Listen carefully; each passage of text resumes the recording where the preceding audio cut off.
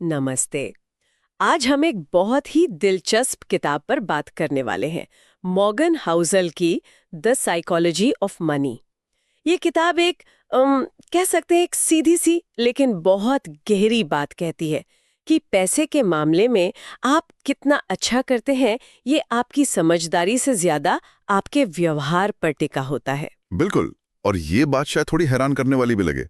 लेखक साहब बताते हैं कि कैसे बहुत बहुत इंटेलिजेंट लोग भी अगर अपनी भावनाओं पर जैसे लालच या डर पर कंट्रोल खो दें तो मतलब फाइनेंशियली बर्बाद हो सकते हैं। ओहो। और वहीं दूसरी तरफ साधारण लोग जिनके पास कोई फाइनेंस की डिग्री या वैसी ट्रेनिंग नहीं है वो भी अमीर बन सकते हैं, बस कुछ प्रैक्टिकल आदतों की वजह से। हाँ, किताब शुरू ही होती है दो ऐसी कहानियों से जो ये फर्क दिखाती हैं। एक तरफ रोनाल्ड रीड है, एक चौकीदार थे जिन्होंने धीरे धीरे बचत और इन्वेस्टिंग से $8 मिलियन से ज्यादा मतलब करोड़ों रुपए बना लिए। सोचिए जरा, एक चौकीदार। और दूसरी तरफ रिचर्ड फुस्कोन, हार्वर्ड से पढ़े, मेरिल लिंच में बड़े एग्जीक्यूटिव। हाँ। वो दिवालिया हो गए। तो ये फर्क, जैसा आपने कहा, दिमाग का नहीं था, नहीं, बिल्कुल नहीं। ये व्यवहार का खेल था। एक तरफ धैर्य, दूसरी तरफ लालच। सही कहा। और यही यही किताब का सेंट्रल आइडिया है। ये फाइनेंस को गणित के फॉर्मूलों के बजाय मनोविज्ञान, साइकोलॉजी के नजरिए से देखती है। इसमें एक बड़ी अच्छी बात कही गई है, कोई भी पागल नहीं है। कोई भी पागल नहीं है, इसका क्या मतलब हुआ?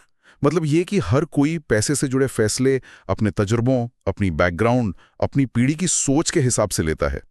तो जो फैसला किसी और को बेवकूफ़ी भरा लगे, हो सकता है वो करने वाले के लिए उसके अनुभव के हिसाब से एकदम लॉजिकल हो। अच्छा, तो मतलब हमारे फैसले उतने भी ऑब्जेक्टिव नहीं होते जितना हम मानते हैं। हाँ, बिल्कुल। और इसमें फिर किस्मत और रिस्क, इनका भी बड़ा रोल होता होगा, जैसे वो बिल गेट्स वाली कहानी।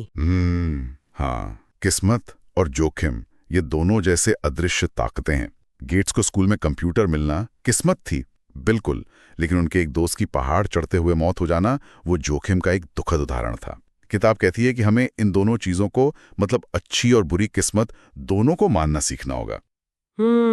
और यहीं पर एक और कॉन्सेप्ट आता है, एनफ, यानी पर्याप्त होने का। पर्याप्त? ये क्यों इतना जरूरी है? मतलब ज्यादा पैसा किसे बुरा लगता है? बुरा नहीं लगता, लेकिन वो इच्छा कभी खत्म नहीं होती, खासकर जब आप अपनी तुलना दूसरों से करने लगते हैं। हाँ, ये तो है। किताब के हिसाब से सबसे मुश्किल फाइनेंशियल स्किल यही है कि आप अपना गोल पोस्ट बार बार आगे न खिसकाएं। अच्छा। ये जानना कि आपके लिए काफी कितना है और उससे ज्यादा के चक्कर में सब कुछ दांव पर ना लगा देना, जैसे रजत गुप्ता के केस में हुआ। सही बात है। और ये सीधे सीधे जुड़ता है एक और पॉइंट से, अमीर बनने और अमीर बने रहने में बहुत बड़ा फर्क है। अच्छा, ये अलग कैसे हैं? मुझे लगा अमीर बन गए तो बस बने रहे। नहीं नहीं, दोनों के लिए माइंडसेट बिल्कुल अलग चाहिए। जैसे जेसी लिवरमोर थे, बहुत बड़े ट्रेडर, उन्होंने जबरदस्त रिस्क लेके खूब पैसा बनाया। हाँ, सुना है उनके बारे में। लेकिन वो उसे संभाल नहीं पाए। तो अमीर बनने के लिए शायद आपको आशावादी होना पड़ता है, रिस्क लेना पड़ता है, पर अमीर बने रहने के लिए आपको थोड़ा विनम्र होना पड़ता है, थोड़ी सी कंजूसी भी चाहिए और ये डर भी कि जो कमाया है वो जा सकता है। मतलब सर्वाइवल, टिके रहना ज्यादा जरूरी है। ये तो काफी सोचने वाली बात है, टिके रहना। हाँ। और इसमें शायद वॉरेन बफेट का नाम भी आता है। कंपाउंडिंग की वजह से। बिल्कुल।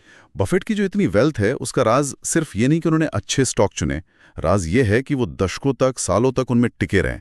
कंपाउंडिंग या चक्रवृद्धि ब्याज अपना कमाल तभी दिखाता है जब उसे लंबा वक्त मिले। ये धैर्य का, टाइम देने का खेल है, नहीं है। हाँ, कुछ ऐसा ही।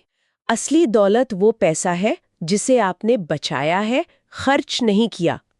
बचत सिर्फ इसलिए नहीं कि आपको भविष्य में कोई बड़ी चीज खरीदनी है। बचत आपको ऑप्शंस देती है, आजादी देती है, अपने टाइम पर कंट्रोल देती है, मुश्किल वक्त में सहारा बनती है। सही।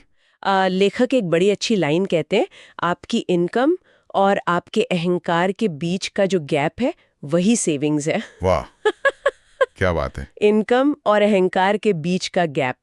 तो ये सब व्यवहार, धैर्य, बचत की बातें हो गईं।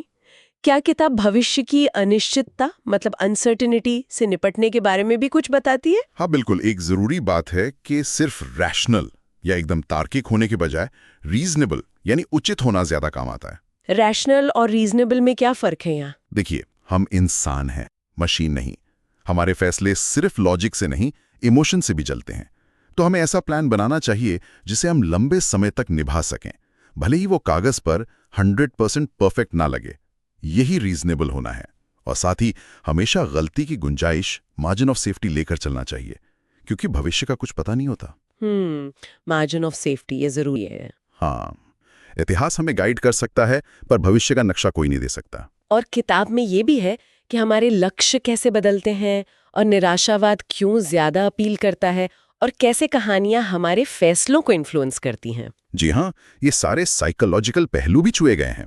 तो कुल मिलाकर निचोड़ यही है कि पैसा कमाने और संभालने का खेल दिमाग से ज्यादा व्यवहार का है। ये एक सॉफ्ट स्किल है जिसे सीखना पड़ता है। ठीक है, तो इस पूरी बातचीत से हमारे श्रोताओं के लिए मुख्य बातें क्या निकल कर आती हैं? देखिए, कुछ चीजें बहुत साफ हैं। एक, विनम्रता।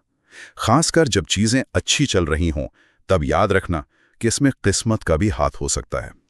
दूसरा, बचत। बिना किसी खास गोल के भी बचत करना जरूरी है। यह आपको आजादी देती है। और याद रखें, असली दौलत वो है जो दिखती नहीं, जो आपने खर्च नहीं की। और पैसे का इस्तेमाल अपने समय पर कंट्रोल पाने के लिए करना चाहिए। इस सबसे बड़ा रिटर्न है। रिस्क लेना ठीक है, पर उतना ही जितना आप झेल सके, ऐसा नहीं कि बर्बाद हो जाए।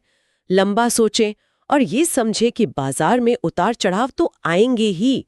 वो सफलता की फीस है जो चुकानी पड़ती है। बिल्कुल। और एक आखिरी बात जो लेखक कहते हैं, जो मुझे बहुत अच्छी लगी, कि विनम्रता, दयालुता और सहानुभूति आपको किसी भी महंगी गाड़ी या बड़ी डिग्री से कहीं ज्यादा इज्जत दिला सकती हैं। ये बहुत गहरी बात है और जाते जाते सभी के लिए सोचने वाली एक बात। अगर ये सच है कि पैसे के साथ आपका व्यवहार आपकी समझ से ज्यादा मायने रखता है, तो क्या हम अपने पैसे से जुड़े बर्ताव को समझने पर उतना ध्यान दे रहे हैं जितना हम नई इन्वेस्टमेंट टिप्स सीखने पर देते हैं?